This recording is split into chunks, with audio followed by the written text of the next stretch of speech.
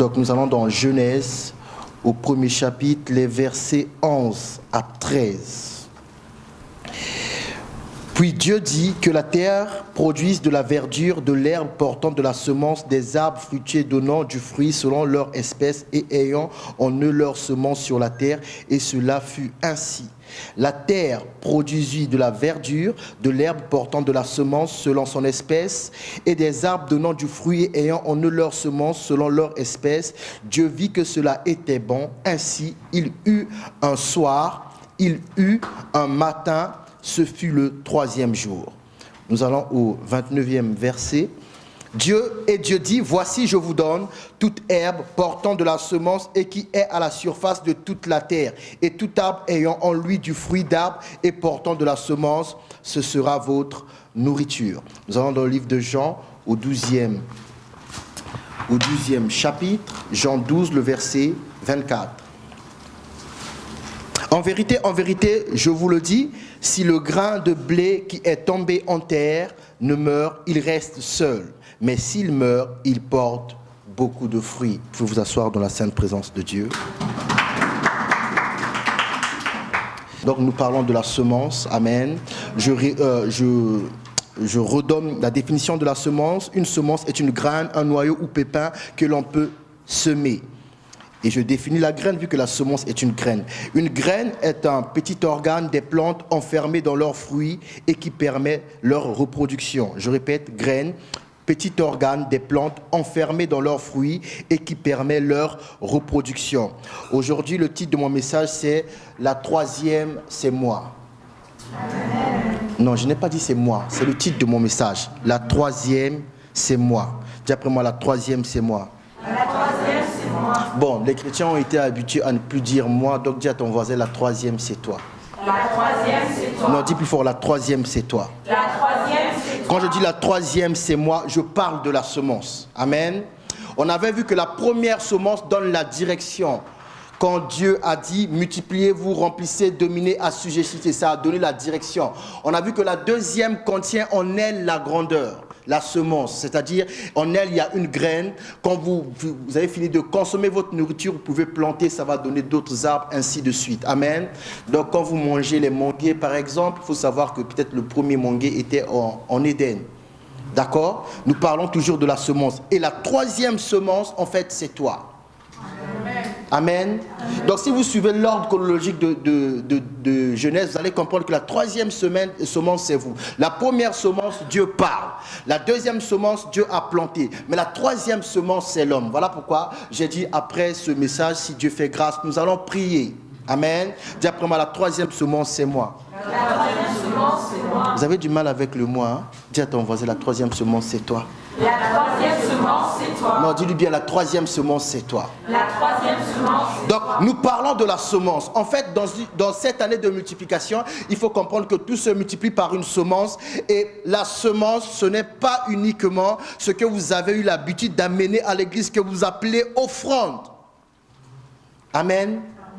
Du reste, quand vous avez fait une offrande, ce n'est plus votre droit de juger ou par l'offrande.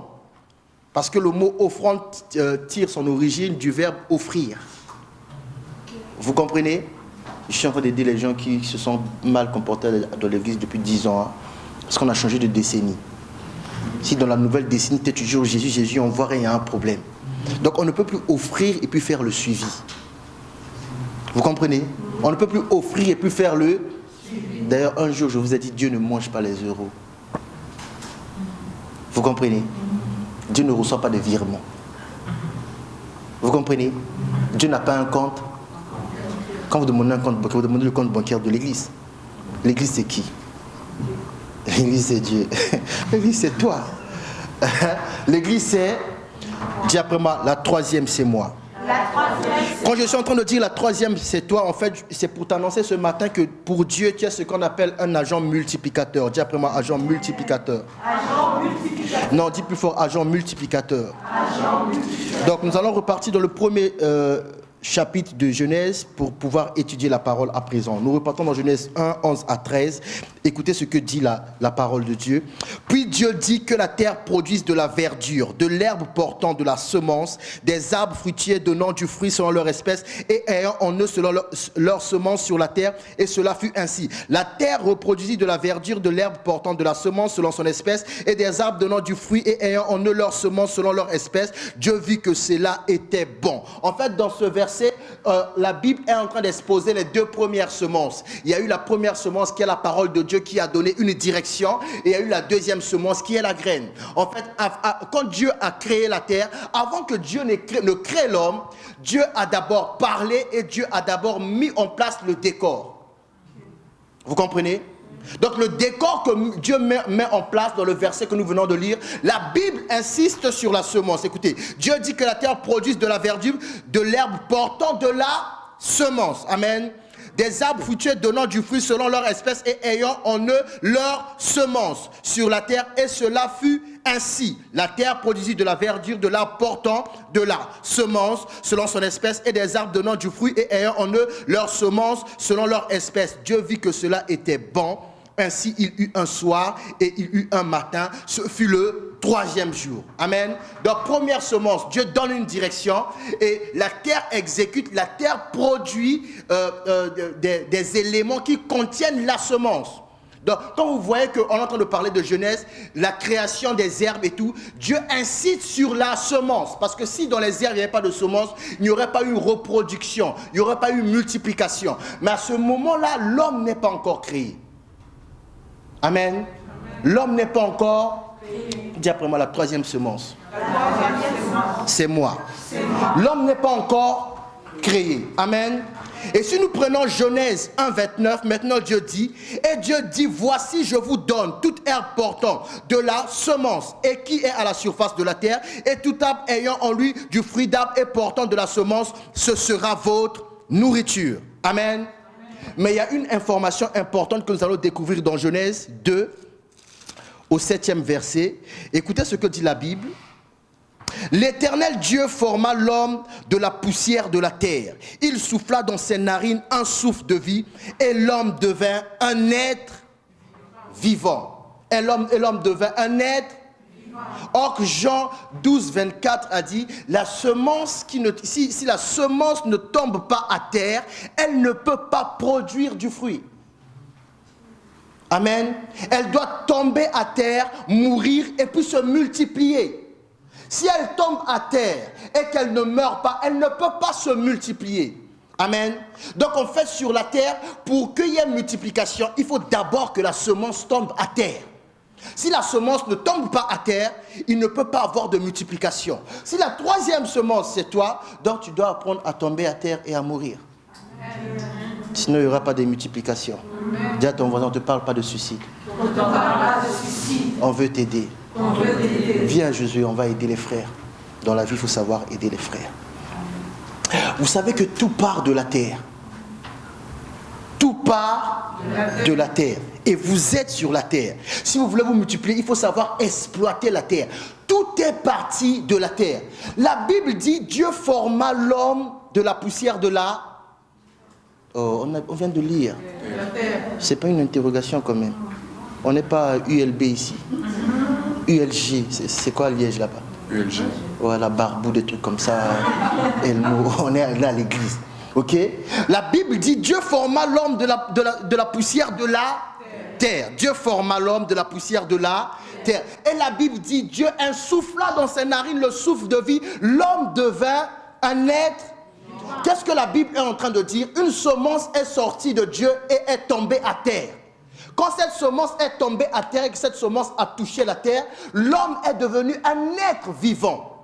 Donc Dieu venait de créer la troisième semence, mais la semence la plus importante.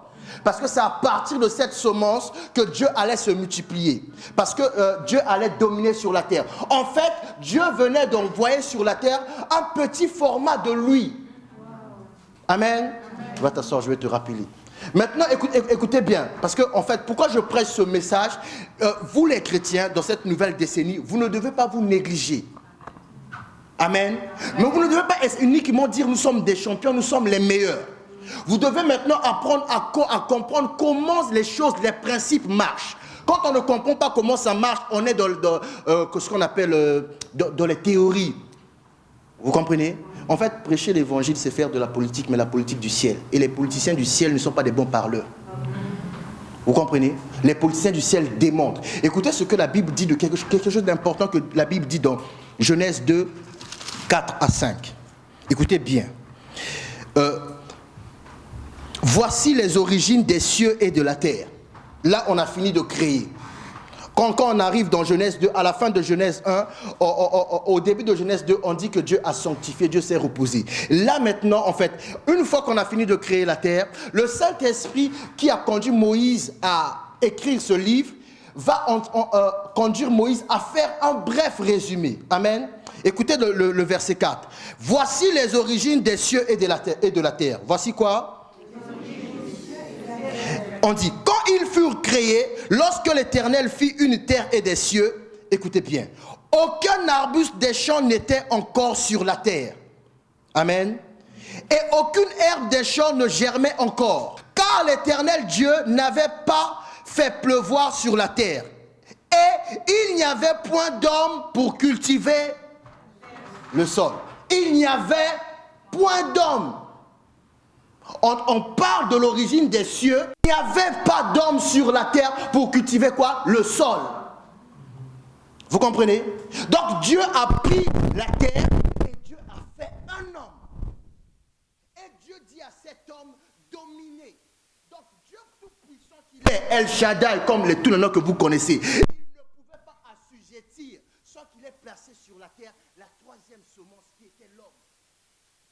Vous comprenez? Et cet homme au contact de la terre devait mourir.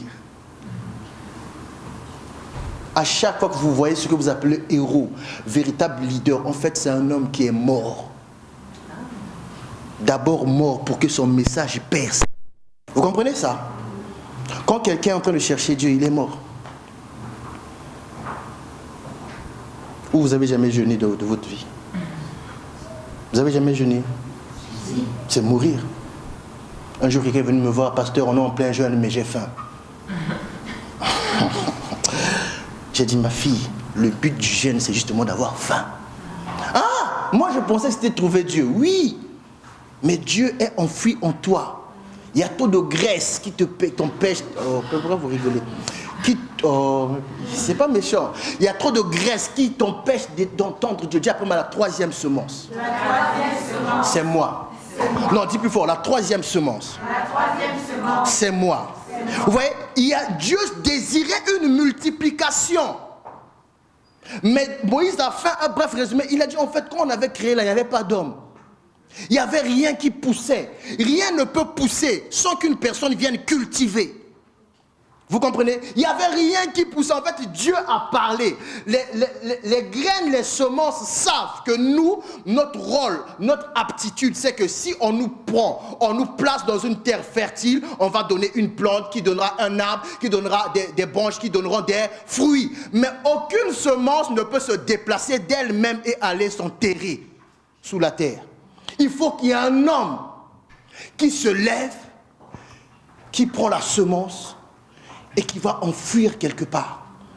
Vous comprenez?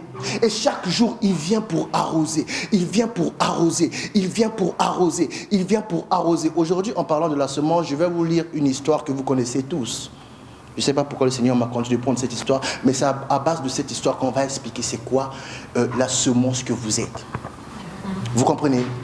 En fait, après avoir parlé, après avoir mis tout sur la terre, Dieu compte sur l'homme. Vous comprenez? Dieu compte. Adam n'a pas choisi le coin où Dieu a pris la terre pour faire son corps dans Éden. Adam n'a pas choisi que Dieu l'envoie sur Éden. Amen. Mais Dieu a créé Adam dans Éden parce que c'était l'environnement favorable pour que Adam puisse apporter la multiplication.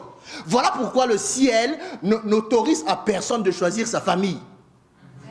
Parce que si vous choisissez vos familles, vous allez toujours choisir une terre qui semble fertile en apparence, mais en réalité, qui n'est même pas fertile. Alors en Afrique, demandez à un noir, si Dieu voulait que tu choisisses un pays où tu vas naître, tu vas choisir quoi? Ils vont tous dire États-Unis. c'est comme si la galère que les Noirs vivent dans les ghettos là-bas, là, c'est comme si ça ne les inquiète pas. Vous comprenez? Parce qu'on a tellement regardé les stars, on oublie que les stars là sont des exceptions dans la règle. Il y a peut-être des millions qui vivent dans les ghettos. Vous comprenez? C'est pas parce que tu as regardé un rapport qui a percé qu'ils percent tous. Donc les gens vont choisir. Et si Dieu exauce ça, il y a des gens qui vont grandir à Brooklyn. Souvent de la poutre là. Il y a des gens qui vont grandir à Harlem. Marcher et nous montrer leurs sous-vêtements. On ne sait même pas pourquoi ils ont un portable. Vous comprenez? Dieu ne te laisse pas choisir. Dieu te met dans un endroit où toi, tu es capable d'apporter la multiplication. Parce que l'homme est un agent multiplicateur. Dieu ne compte pas sur les anges. La Bible dit pour sauver le monde, Dieu a envoyé son fils. Dieu n'a pas envoyé un ange. La Bible dit auquel des anges, il a déjà dit tu es mon fils. À aucun ange. Vous comprenez? Dis après moi, la troisième, c'est moi. Vous voyez, là où il y a le chaos, là où il y a des règles préétablies, Dieu attend que la semence prenne conscience de sa capacité à apporter la multiplication. Amen. Voilà pourquoi nous allons lire l'histoire de la femme qui a perdu le sang pendant 12 ans. Vous connaissez, non? Oui. Vous ne connaissez pas? Elle a perdu le sang pendant 12 ans. Hier, je me suis demandé comment elle faisait pour vivre, parce que ça fait beaucoup de litres. Hein. Dans le corps, il y a combien de litres les infirmières? 5 à 6 litres. Mais pendant 12 ans, tu perds du sang. 5 à 6 litres. C'est pas beaucoup, hein. Ça fait quoi? 3 bouteilles d'Oasis de 2 litres. Je dis ça parce que... non, je ne vais pas faire cette blague. J'allais ouvrir une parenthèse pas bien. Vous savez que la bouteille d'Oasis est une bouteille de format familial? Vous savez ça? Vous qui arrivez à finir ça seul. Je ne voulais pas, hein, mais bon, c'est plus fort que moi. 2 litres d'Oasis en une journée. Nous sommes dans Luc. Nous allons lire Luc le chapitre 8, les versets 43 à 48. Luc 8, 43 à 48. Luc 8, 43 à 48. Or, il y avait une femme atteinte d'une perte de sang depuis 12 ans et qui avait dépensé tout son bien pour les médecins sans qu'aucun ait pu la guérir. Elle s'approcha par derrière et toucha le bord du vêtement de Jésus. Au même instant, la perte de sang s'arrêta et Jésus dit « Qui m'a touché ?» Comme tous s'en défendaient, Pierre et ceux qui étaient avec lui dirent « Maître, la foule t'entoure et te presse et tu dis « Qui m'a touché ?» Mais Jésus répondit, quelqu'un m'a touché, car j'ai connu qu'une force était sortie de moi. La femme, se voyant découverte, vint toute tremblante se jeter à ses pieds et déclara devant tout le peuple pourquoi elle avait touché et comment elle avait été guérie à l'instant. Jésus lui dit, ma fille, ta foi t'a sauvée, va en paix. Dis après moi, la semence doit tomber à terre. La semence doit mourir. En fait, tant que vous n'accepterez pas cette réalité de mourir à vous-même, vous n'allez jamais vous multiplier. Jamais vous multiplier. Voici une histoire très intéressante. Une femme, la perte de sang pendant 12 ans. Reviens Jésus, on va aider. On va aider ton. J'ai besoin d'une fille. Merci. Bon, aujourd'hui, je vais faire prédicateur. J'ai besoin de... Lui, c'est Pierre. J'ai besoin de Jésus. Bon, gloire soit... C'est comment ton prénom? Mais bon, je ne vais pas te faire passer devant. Sinon, tu vas arrêter d'aller dans les églises. Viens, gloire. Viens. Non, viens là. Oh, toi aussi, Pierre. Oh! Tu veux déjà faire dans mon exemple. Donc, il y a l'histoire d'une femme qui a la perte de temps depuis 12 ans. Amen. Il y a Jésus qui est en train d'aller vers Jairus parce qu'on a besoin qu'il aille faire un miracle. Et il y a la foule qui l'entoure. Parmi la foule qui l'entoure, j'ai pris Pierre parce qu'on a cité Pierre. Parce que c'est Pierre qui a dit à Jésus, mais viens, toi aussi. On te suit comme ça, tu dis qu'il t'a touché. Ça c'est Pierre. Ok? Ça, c'est la femme, elle souffre d'une perte de sang, on dit pendant 12 ans. Vous comprenez? Donc, elle est gravement malade. Et je vous ai dit dimanche dernier, le but de la maladie, ce n'est pas de te freiner, c'est de te faire mourir. Vous comprenez? Parce que quand Dieu a créé l'homme et qu'il a dit, créant l'homme à notre image et à notre ressemblance, afin qu'il domine, Dieu a créé l'esprit, Dieu n'a pas créé le corps. Là, on n'est pas dans Genèse 2 quand on a formé son corps. Donc, Dieu a d'abord créé l'esprit. Il a dit que à notre image et à notre ressemblance. Mais l'esprit ne peut pas opérer sur la terre sans corps. Et on a lu dans Genèse 2, après Dieu a formé le corps, Dieu a insufflé le souffle de vie, il a accordé à l'homme de devenir un être vivant. Donc, Adam avait maintenant un esprit, une âme et un corps. Vous comprenez? Et l'intérêt du corps, c'est qu'à partir du corps, Adam peut dominer, Adam peut se multiplier, Adam peut assujettir. Parce qu'il n'y a aucun esprit qui peut assujettir la terre. Il n'y a aucun esprit qui peut dominer sur la terre. Il n'y a aucun esprit qui peut cultiver sur la terre. Pour qu'un esprit cultive sur la terre, il faut que cet esprit soit dans un corps. D'accord? Comme Dieu appelle les gens à une grande destinée, que va faire le diable? Le diable va envoyer la maladie, pas dans l'esprit, dans le corps.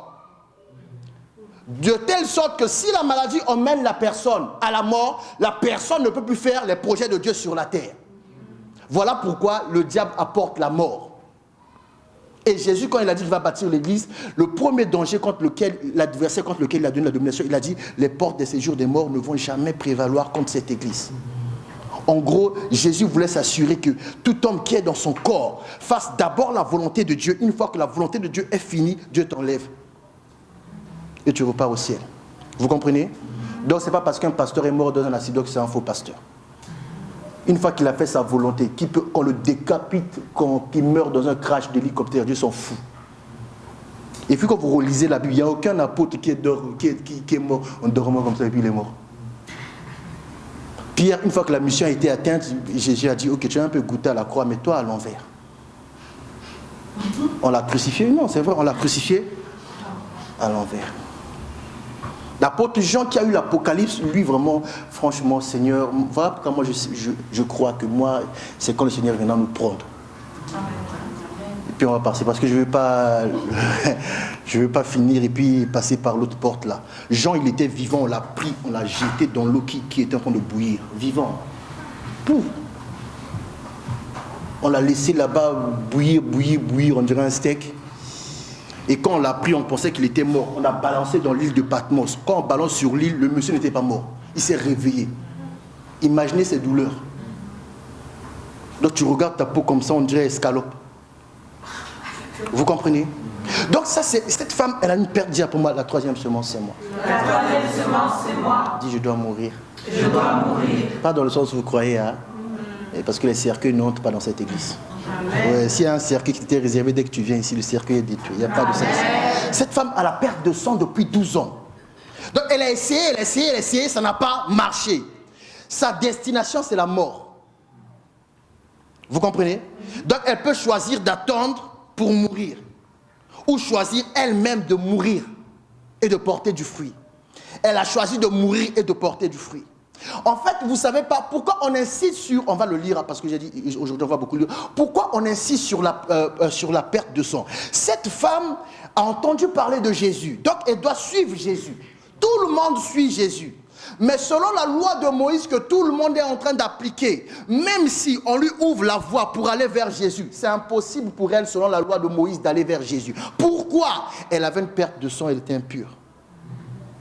Comme elle avait une perte de sang, elle était impure. Toute personne qui est en contact avec elle devient impure et doit passer 7 jours quelque part pour se purifier et le 8e jour sortir.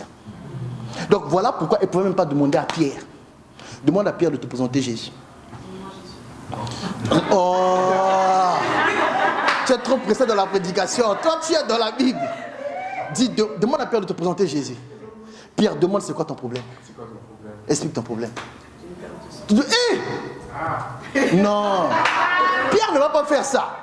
J'ai une personne. Arrière de moi. Voilà. Arrière de moi. Donc Pierre ne peut pas prendre son message et amener à Jésus. Pourquoi? Pierre sait que Jésus est un homme de Dieu et la femme est impure. Donc à ce moment-là, qu'est-ce que Pierre va dire? Chasse là. Dis, reviens dans 8 jours. Reviens dans 8 jours. Dis, mais ça fait 12 ans. Approche-toi comme ça. Ça fait 12 ans. Reviens dans 8 jours. Dis, ça fait 12 ans. Reviens dans 8 jours. Toi, dis, alors ton cas c'est impossible. Ton cas, C'est impossible. Ne dérange pas le maître. Ne dérange pas le maître. Vous comprenez? Donc, à ce moment, qu'a-t-elle décidé? Je vais toucher Jésus par moi-même. Vous comprenez? Or, s'il faut respecter la loi, du moment où elle va toucher Jésus, si Jésus demande c'est quoi ton problème, quand elle va dire son problème là, tous ceux qui sont là, il faut qu'il la lapide. Parce qu'elle connaît, elle connaît les lois, elle ne peut pas aller toucher un sacrificateur. Vous comprenez? Donc elle décide, quand je vais aller vers Jésus, si ça ne marche pas, il va se passer quoi? Je meurs. Ok?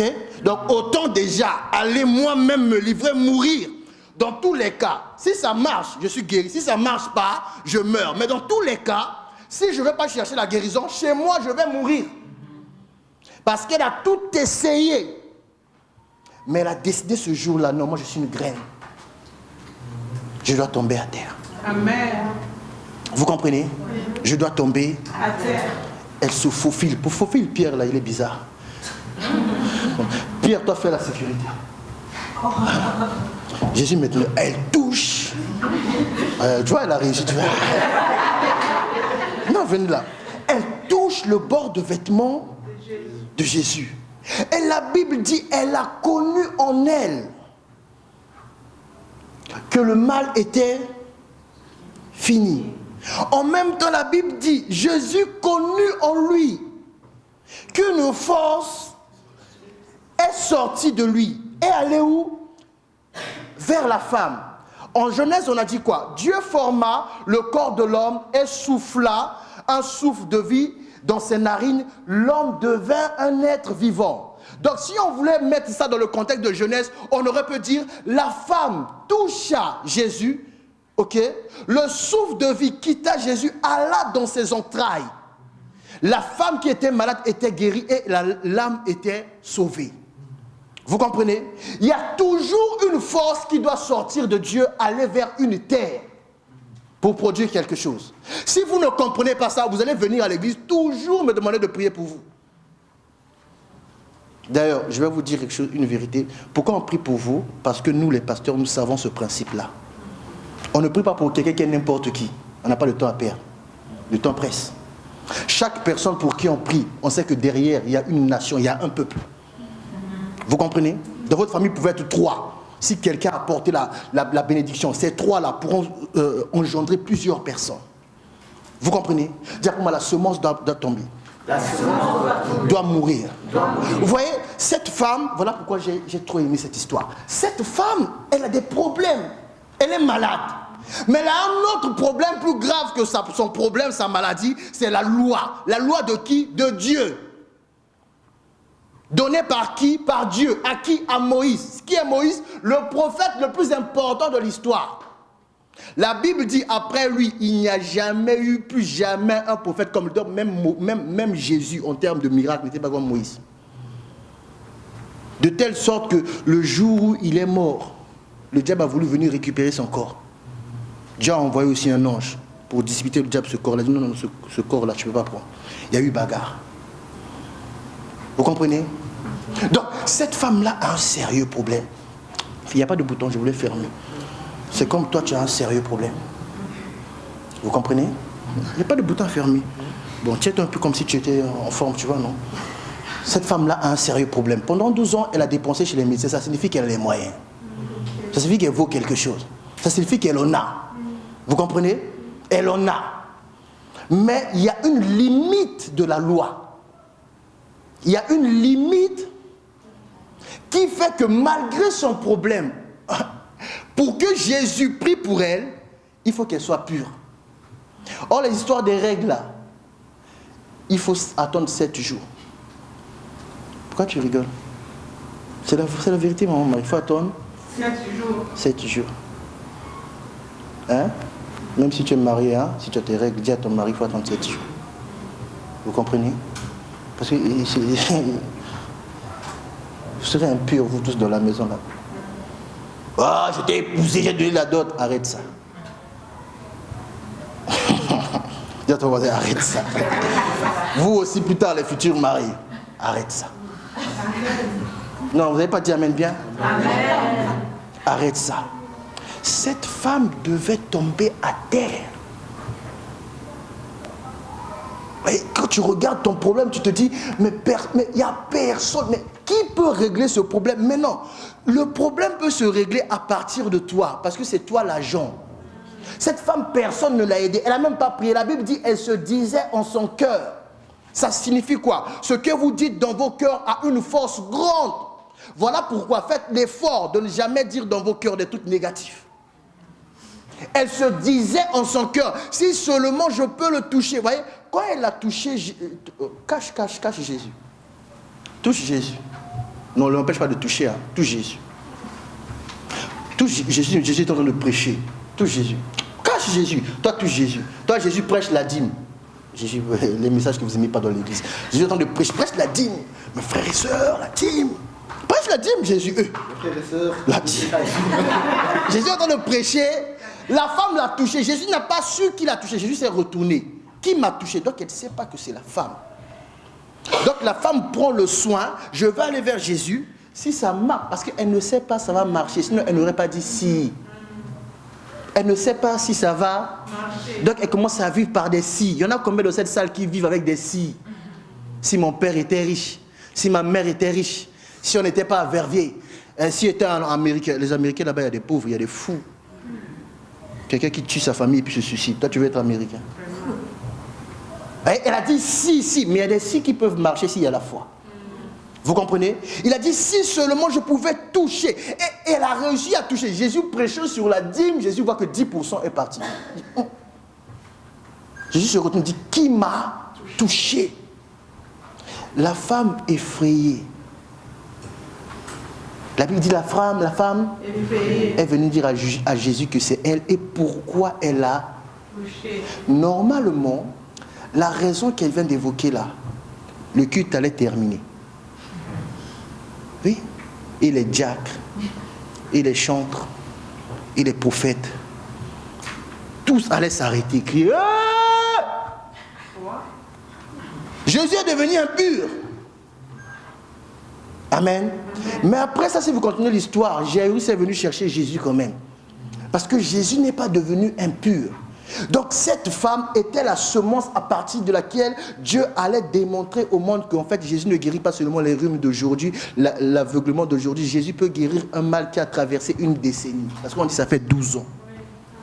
Donc c'est comme si elle a commencé à souffrir en 2012. Non, même pas. On est en 2020. En 2008. Et en 2020, elle a rencontré Jésus. Vous comprenez? Si vous prenez conscience de l'importance de la semence que vous êtes, il y a des lois de Dieu que Dieu lui-même va déplacer. Vous comprenez? Allez vous asseoir, on va lire. Parce que si on parle seulement comme ça, vous allez quoi? Oh, mais il a imaginé, lui il a une bonne imagination. Hein. Non, il n'y a pas. On va lire dans Lévitique 15. Lévitique 15. Nous lirons le premier verset, après nous lirons les versets 19 à 28. Lévitique 15, le premier verset, après nous passons du 19e au 28. Lévitique 15, 1 dit, l'Éternel parla à Moïse et à Aaron et dit, l'Éternel a dit quoi? La Bible a dit quoi? L'Éternel a fait quoi? L'Éternel parla à Moïse et à Aaron et dit. On a mis quoi? 2 points. Ça signifie que tout ce qui va se dire là, ce n'est pas Moïse qui est en train de dire, c'est Dieu qui est en train de dire. Vous comprenez? Bon, on passe, parce qu'il parle de beaucoup de choses, ce qui nous intéresse à partir de 19. On passe directement à 19. Écoutez ce que Dieu dit. La femme qui aura un flux de sang en sa chair, restera 7 jours dans son impureté. Quiconque la touchera sera impur jusqu'au soir.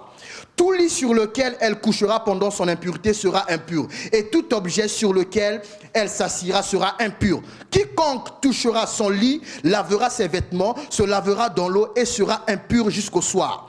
Quiconque touchera un objet sur lequel elle s'est assise lavera ses vêtements, se lavera dans l'eau et sera impur jusqu'au soir. S'il y a quelque chose sur le lit ou sur l'objet sur lequel elle s'est assise, celui qui la touchera sera impur jusqu'au soir. Si un homme couche avec elle et que l'impureté de cette femme vienne sur lui, il sera impur pendant 7 jours. Et tout lit sur lequel il couchera sera impur. La femme qui aura un flux de sang pendant plusieurs jours, hors de ses époques régulières, c'est-à-dire hors des règles.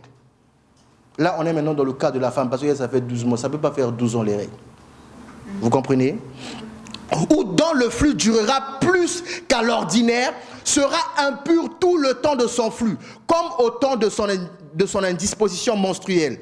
Tout lit sur lequel elle couchera pendant la durée de ce flux sera comme le lit de son flux menstruel. Et tout objet sur lequel elle s'assiera sera impur comme lors de son flux menstruel. Quiconque les touchera sera souillé. Il lavera ses vêtements, se lavera dans l'eau. Il sera impur jusqu'au soir. Lorsqu'elle sera purifiée de son flux, elle comptera 7 jours, après lesquels elle sera pure.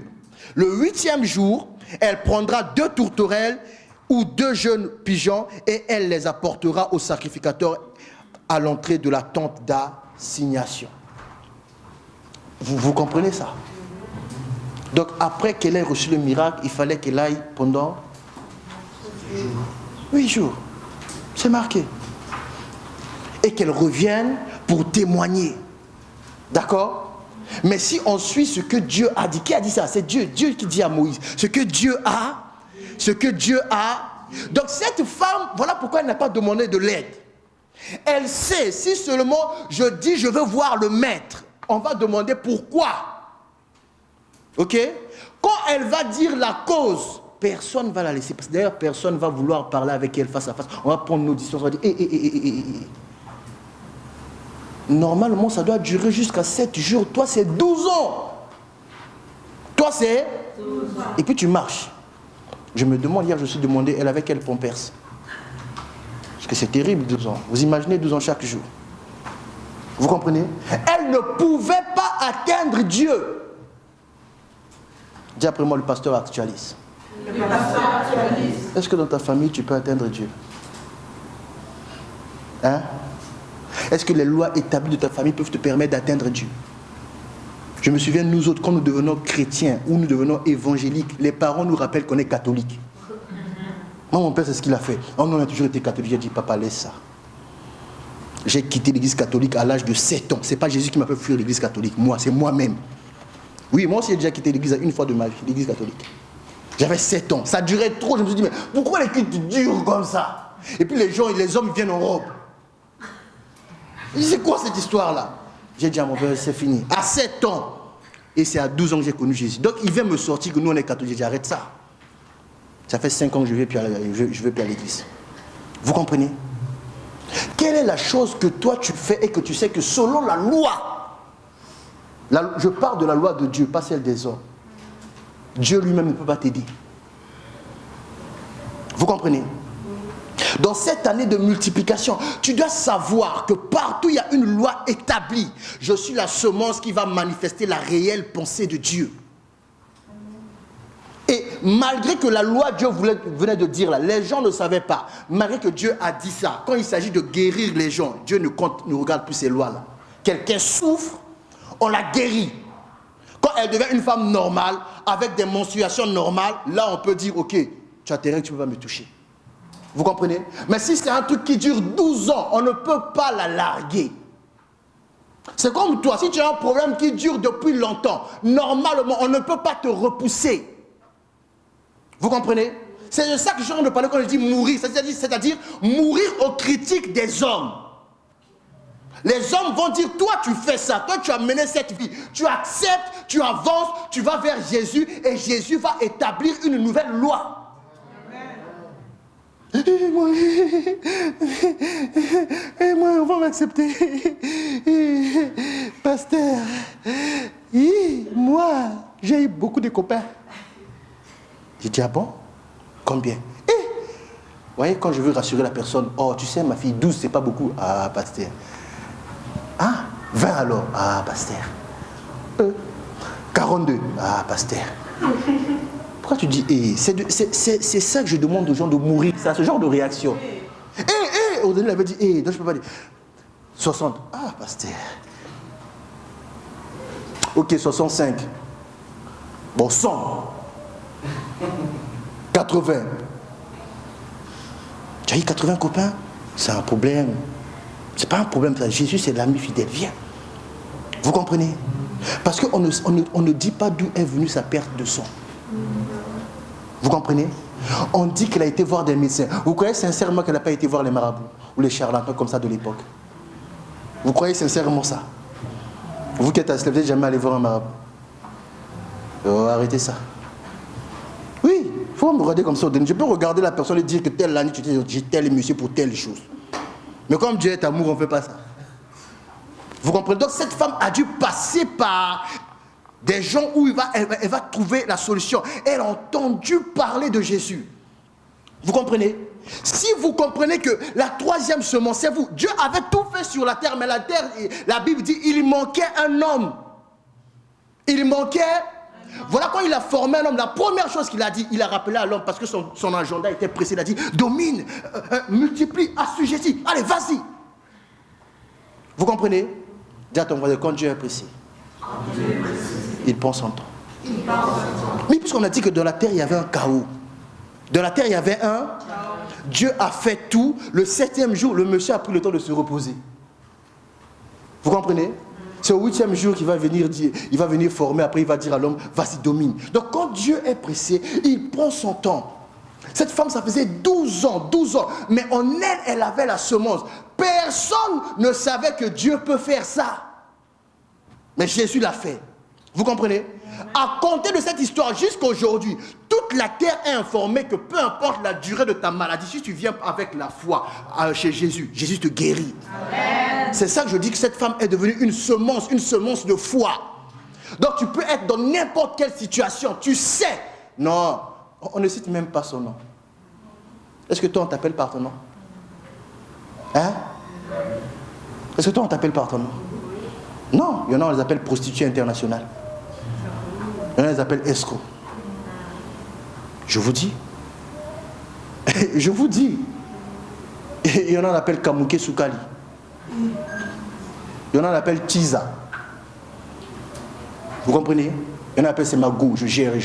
Dis à ton voisin, tu n'es pas un bureau. On te gère. Dis-lui, tu n'es pas un bureau. On te gère, tu t'es là, c'est lui qui me gère. Ça c'est quoi, le ministère des Affaires étrangères? Mais oui, il n'est pas de ta maison, tu n'es pas de sa maison, il te gère. Affaires étrangères. Vous comprenez? Vous devez savoir, c'est vous là. C'est ça le message que je suis venu prêcher ce matin. C'est toi, c'est toi, c'est toi. Ne regarde pas à l'état de la famille. Tu es dedans, c'est la terre où Dieu t'a envoyé. Ne fouillez pas vos familles. Oh, pasteur, tu ne connais pas mon père. Regardez-moi cet ignorant. Mais je connais ton père. Tu sais pourquoi? Parce que quand je parle à ton père. Tu es formé par ses chromosomes. D'ailleurs, tu bailles là. Quand tu m'as dit, on ne s'entend pas bien, c'est le moment où ton visage était vraiment comme son visage. Photocopie, tu as fait le même tic.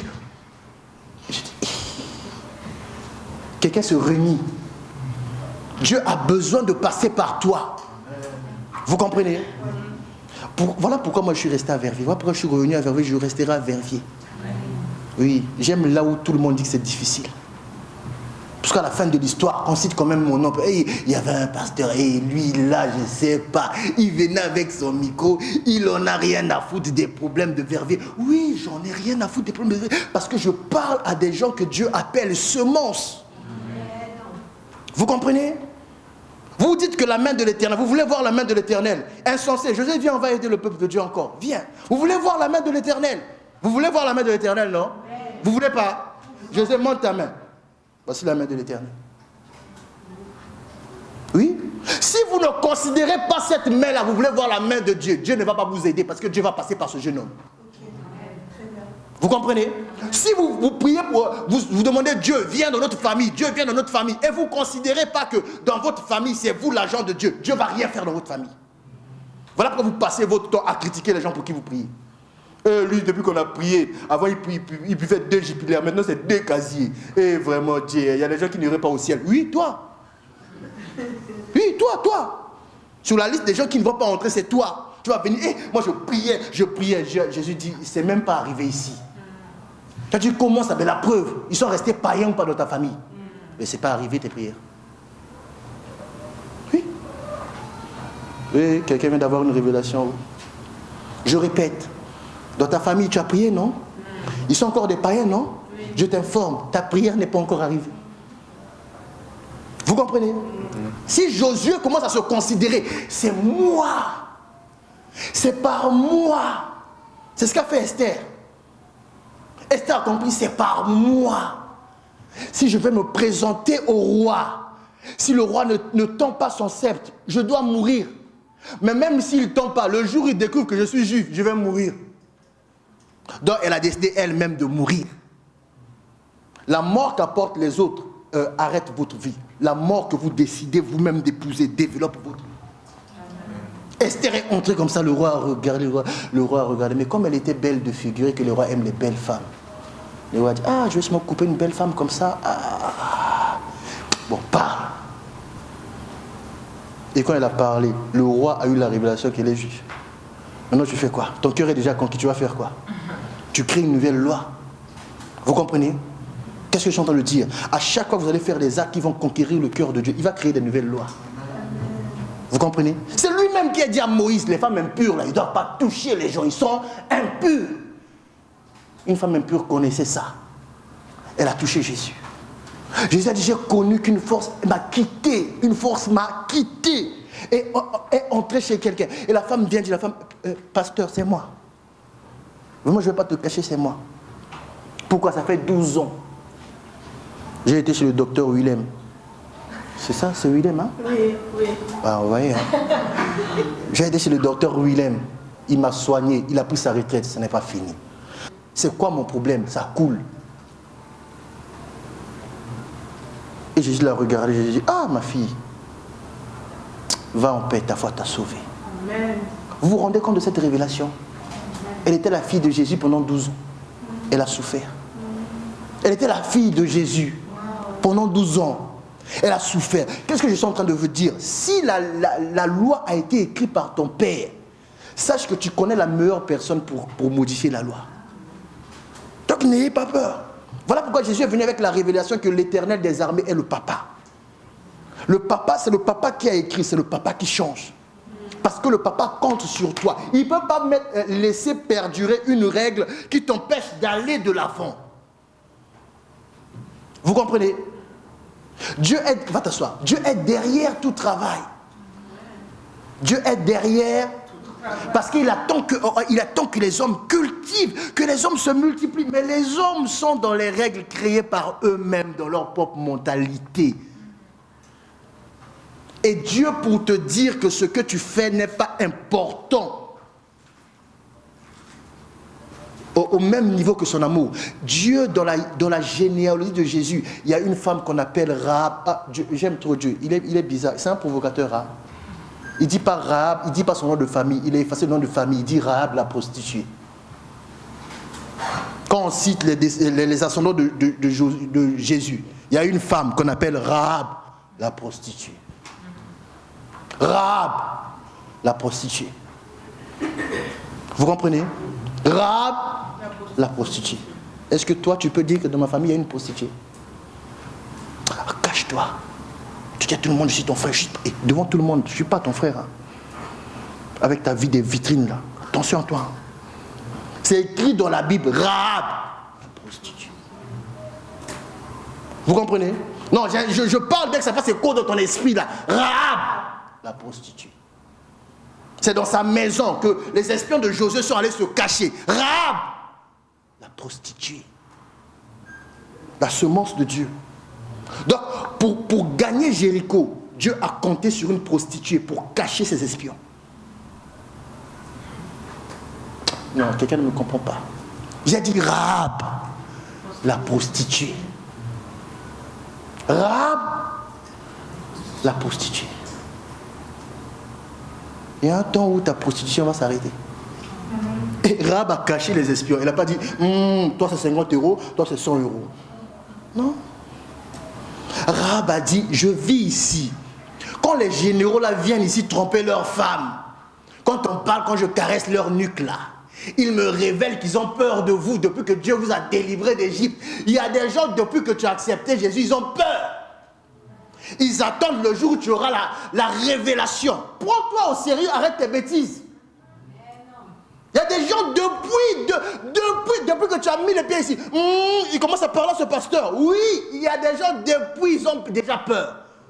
Toi, tu es là toujours dans tes bêtises, Rahab a dit, quand ils viennent ici, que je leur fais foutu banane, quand je fais pendou là, je leur entends dire, les Hébreux là que Dieu avait libérés en Égypte là, veulent venir nous espionner. Quel genre de semence es-tu? Hein? Quel genre de semence es-tu? Hein? Les pères les plus bénis sont les pères qui ont beaucoup de filles. Amen. Je vous dis, quelqu'un de riche et d'important peut tomber amoureux comme ça, te donner de l'argent seulement à cause du beau visage de ta fille. Les pères les plus bénis, c'est les pères qui ont beaucoup de filles. Amen. Voilà pourquoi ils doivent mettre aussi le cadenas. Tu sors, tu es parti ou tu reviens à quelle heure? Ah, papa, je suis grande. Non, quand on est grande, on est marié. Tel que tu es chez moi, tu es célibataire, tu es enfant. Amen. Vous comprenez? Dieu compte sur vous, Dieu compte sur nous. Dieu fait les choses par la semence. La semence la plus importante, c'est l'homme. Un jour, j'ai dit à Dieu, Seigneur, moi, je vais travailler, je vais amener la dîme. Tu peux être sûr, moi je suis un chrétien. Quand on va dire dîme, je vais te donner. Quand on va dire offrande spéciale, je vais te donner. Dieu m'a posé une question, c'est quoi la valeur de l'homme? J'ai dit, mais l'homme n'a pas de valeur, impossible. Il a dit, bon, imagine, toi, tu me donnes 10 euros de son salaire. Moi, je veux 10 euros de ta valeur, je veux 10% de ta valeur inestimée. On fait comment?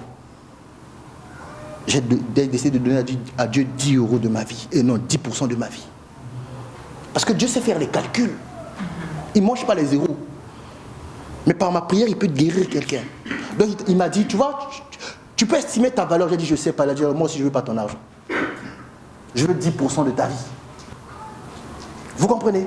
Vous tous qui êtes là, tant que vous n'acceptez pas d'aller affronter les critiques des gens, vous ne pouvez pas vous multiplier. Impossible. Le plus grand ennemi des hommes, ce sont les yeux des autres. Vous savez ça? En Afrique, quand on grandissait, vous avez grandi en Europe, vous êtes grandi comme vous savez, j'ai oublié.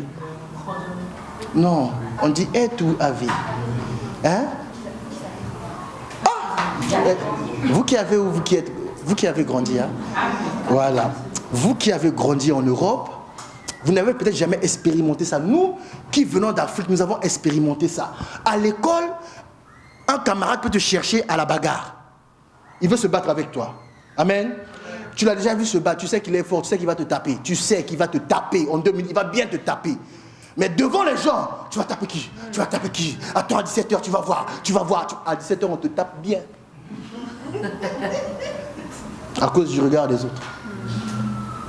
Juste parce qu'un jour, il y a eu un sage parmi nous. Il a dit, moi, je préfère avoir honte devant vos yeux qu'on me tape devant vos yeux.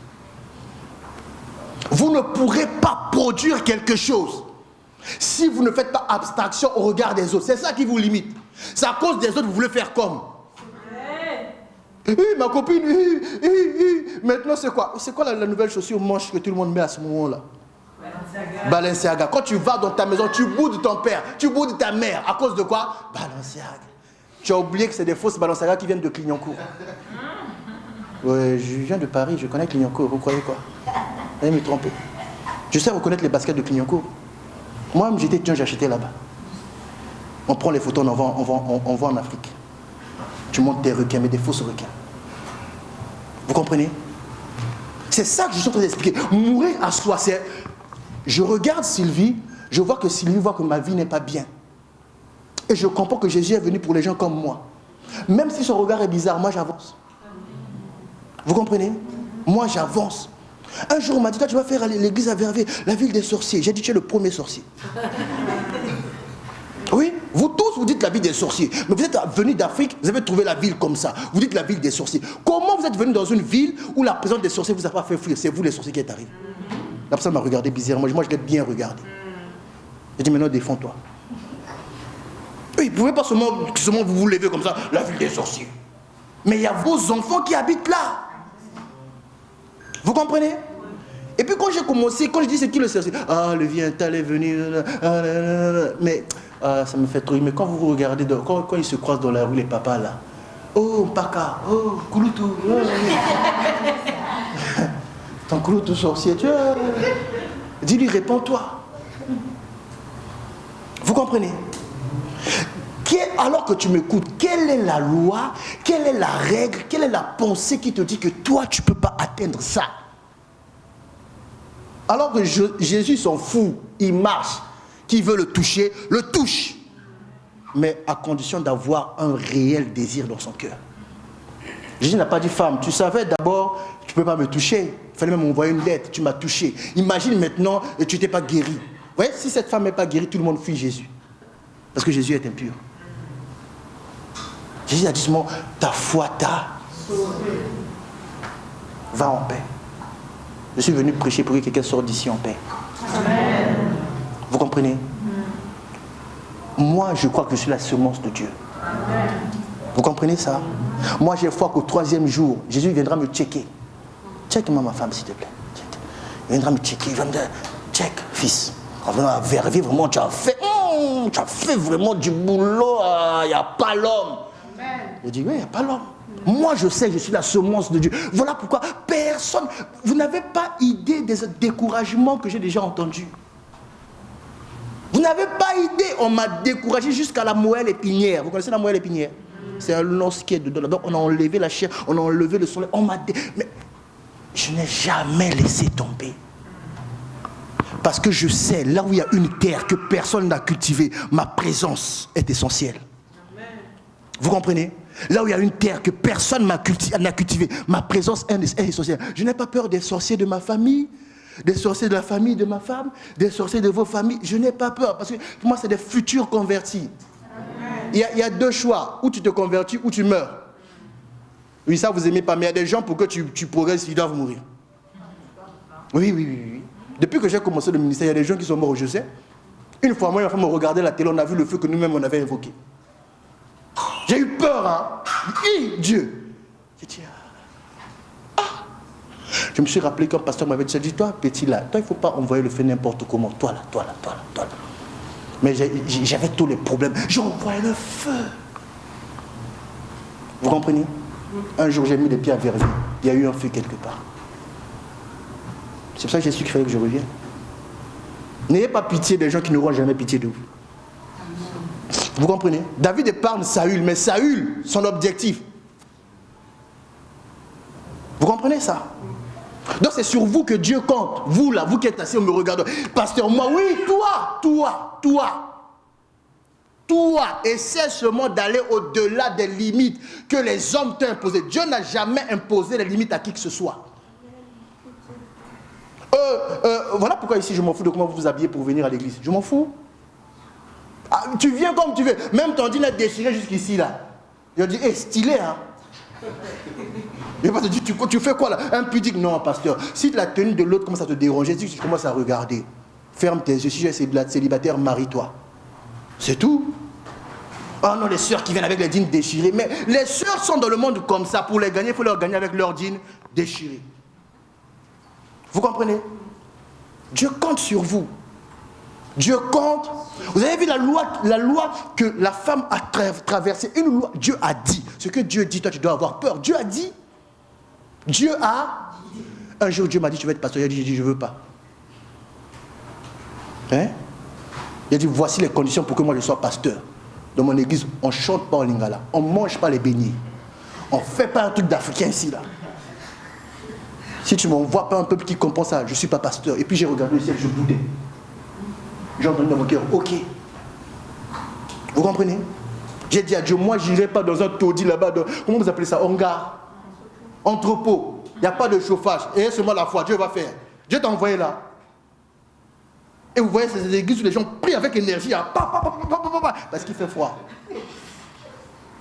Oui, il fait froid, alléluia, alléluia, alléluia. Il est là.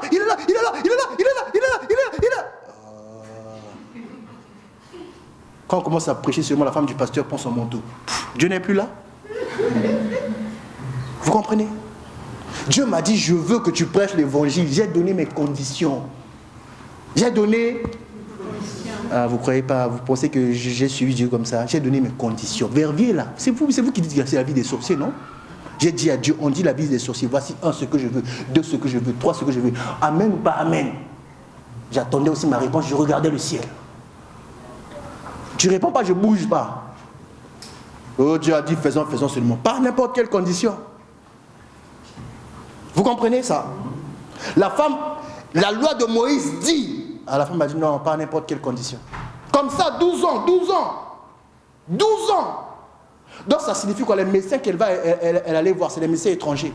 12 ans. La femme a dit non, pas à ces conditions. Si je touche, je serai guéri. Amen. Dis après moi, la troisième. C'est moi. Dieu a créé un environnement. Dis, Dieu a créé un environnement. Et il m'a placé dedans. Vous remarquez pas que dans vos familles, il y a des problèmes? Hein? Vous remarquez pas? Vous n'avez jamais prié? Ça a changé? Et rien ne changera tant que vous ne comprendrez pas ça. D'abord, vous, l'agent du changement. Vous, dans vos prières, vous accusez les autres. Ah, papa, Seigneur, touche mon père qui devienne sérieux. Mais toi-même, tu es impoli. Ça, c'est quelle prière? Tu n'es pas sérieux, toi. Comment tu peux dire à Dieu que ton père n'est pas sérieux? C'est pas sérieux, ça. C'est pas sérieux. Est-ce que vous savez que même dans la délivrance, on ne peut pas insulter le diable? Oui, tu peux pas dire, diable, sors la grosse tête, va. Tu peux pas. Lui, il est déjà noir. Il est noir, il est sali. Si toi, tu viens encore le salir, entre toi et lui, qui est en train de se salir en réalité? C'est toi. Oui, vous ne savez pas ça. Dans les délivrances, j'entends des gens, quitte la grosse tête, tais-toi, ta gueule, sors. Ah, pasteur, ça fait 2 heures, ça ne marche pas. Mais c'est normal, tu es vulgaire. C'est un esprit en toi. Un esprit en toi ne peut pas chasser son chef. Vous comprenez ça?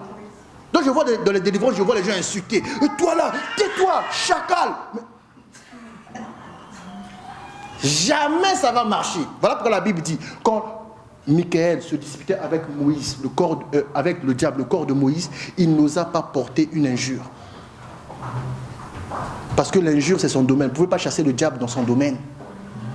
Donc vous qui insultez les démons là, vous en avez. Hein? Et dégage. Regarde comment il est vilain. Les démons te regardent. Regarde mon cousin là. Fais seulement devant les gens qu'on croit que tu es pasteur. Ce soir, on va parler. Et le soir, le pasteur dort, le démon vient. Toi aussi. Comme ça, devant tout le monde. Vous comprenez? Partout, il y a un environnement qui vous limite. Ça ne peut pas changer. Ça ne peut pas changer. Tant que toi, tu ne te considères pas. Arrêtez de dire j'ai Dieu en toi. Mais il faut qu'on voit quand même le Dieu en question. Vous comprenez? Voilà pourquoi j'avais dit après ce message, nous allons prier. Nous allons prier. La prière qu'on va faire, tu vas repartir ici avec la capacité de faire ce que tu dois faire. Vous comprenez? Qui a mangé le fruit en premier? Entre Adam et Ève. Par qui le salut est venu? Par Ève, pas par Adam. On a dit, alors que la femme a donné à son mari, la descendance de la même femme, un jour, va mettre au monde un enfant qui va t'écraser la tête, toi serpent. Ève a donné à Adam. Plus tard, Marie a donné à Joseph quelque chose qui n'est pas à lui, mais quelque chose qui a sauvé le monde. Vous comprenez? Là où le problème a commencé, si la personne qui avait amené les problèmes est morte, tu es la personne qui va arrêter les problèmes. On vous a jamais dit ça quand vous... Et tu ressembles à ta tante qui est morte là-bas. Vous n'avez jamais entendu ça? Tu ressembles au frère de ton père qui est mort là-bas. C'est-à-dire tous les problèmes que lui il a commencé là, c'est toi qui vas arrêter. Oui? Vous savez pas ça? Tu ressembles à ta tante qui était morte là-bas d'accident. Accident de quoi? Des voitures. À quel âge? 32 ans. Toi tu as 31 ans et 2 mois. Tu commences à me chercher. Pasteur, à ce qui parle. Oui, tu as compris ce qui va t'arriver. Oui. Dis après moi, c'est moi la semence. C'est moi la semence. La troisième semence, c'est moi. La première donne une direction. La deuxième contient en elle la grandeur. La troisième, c'est toi. Parce que la grandeur qui est contenue quelque part là, c'est à toi de la manger. Une fois que tu as mangé, la graine qui reste là, c'est à toi de planter. Une fois que tu as planté, c'est à toi de surveiller. C'est-à-dire, je suis en train de dire, c'est à toi de prier pour ta famille. Vous comprenez? Quand le salut sera entré dans ta famille, tu passes à une autre étape de la prière. Tu commences à prier maintenant pour veiller. Tu deviens gardien de la maison. Ma mère commence à venir à l'église. La même mère, après un culte, un jour, elle te gifle. Dimanche prochain, elle vient. Toi, tu restes à la maison. Pourquoi? Comment quelqu'un qui gifle peut aller à l'église? Le diable a gagné. Vous comprenez? Quand vous avez réussi à ramener les gens à l'église, la première étape, c'est prier maintenant pour veiller sur la maison.